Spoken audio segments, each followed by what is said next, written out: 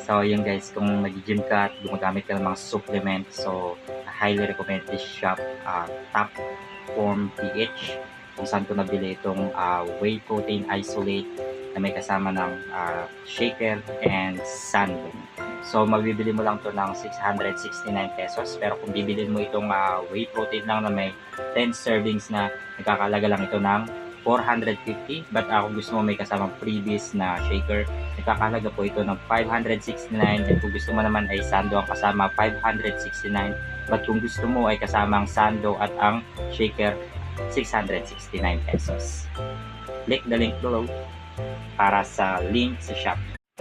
So yun guys, kung nag-gym ka at gumagamit ka ng mga supplement, so highly recommend this shop, Top Form PH, kung saan ko nabili itong whey protein isolate na may kasama ng shaker and sand.